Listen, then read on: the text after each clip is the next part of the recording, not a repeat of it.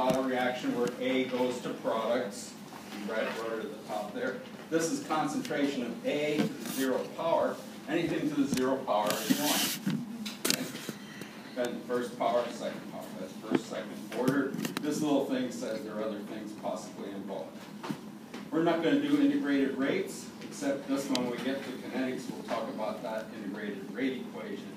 But the interesting things, first of all, in your textbook, if it's a whole number order, it gives you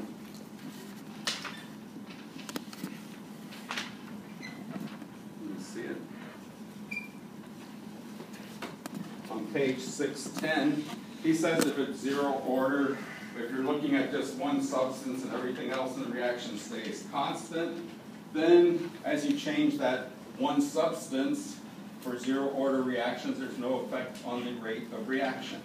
If it's a first order reaction and you double the reactants, then the initial rate doubles. That's because it's 2 to the first power. Second order reaction, if the initial rate is doubled, if the initial concentration is doubled, the initial rate quadruples because it's, let's see, go back to the other slide. So anyhow, it gives you that simple relationship. Let me go back to this slide here.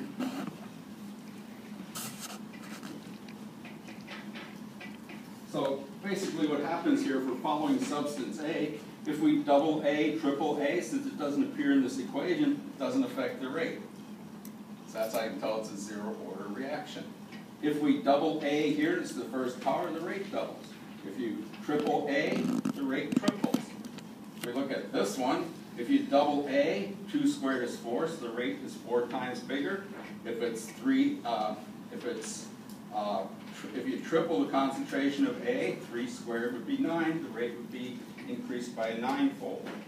And he talks about the third order, where we just cube whatever rate you do.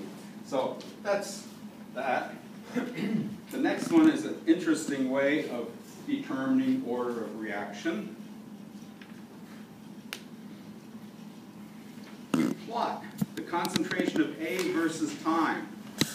And you're doing the experiment where you're measuring the concentration of the reactant, and you plot it versus time, and all it does is show a straight line. That tells you it's a 0 order reaction. If it doesn't give you a straight line, if it gives you some sort of curved line, then it's not a 0 order reaction.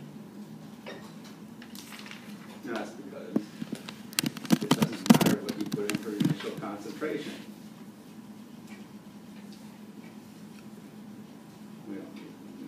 Here we go. Notice he's doing the ADD. He's integrating. We're not doing calculus here. I'll mention this a little bit more detail when we get to kinetics of rate peak of radioactivity, and we'll come back to this first order reaction because radioactive decay is one of the primary examples of first order kinetics. I want to get to the next slide. Right here. If you plot the log, and it could be log to the base 10, but they usually work with natural logarithms.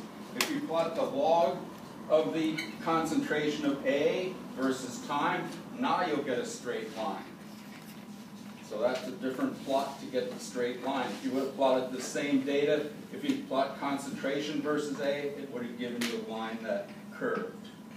If you plot log of concentration of A and E, then the reaction hydrogen peroxide. It doesn't matter which first order one you follow.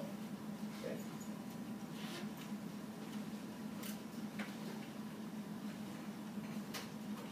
And here's second order reaction. If you plot 1 over the concentration of A versus time, again it gives you a straight line, and you can relate those slopes to the rate constant. He does that. We're not going to do any of it, mostly because if I want you to do all those plots, what would I have to do?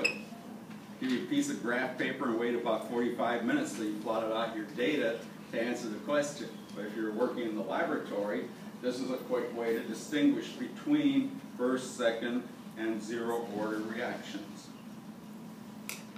Here he goes. So now he's plotting, in other words, this is just one experiment that he did. He plotted the concentration of A versus time. You can see A is decreasing, but it's not a straight line. So that right away tells you it's not a zero-order reaction. He takes the same data and he plots the log of A versus time. And it's still not a straight line, so that tells you it's not a first-order reaction. And finally, there he plotted 1 over A versus time. In other words, he's working with the same concentration changes each time when he's plotting. In other words, he's plotting the concentration as a function of time. Okay. So it's all the same data. This plot of that data tells you that the reaction was second order. The other two tell you it wasn't zero or first order. So that's one of the quick ways of doing it. An interesting thing I mentioned, radioactive decay, is a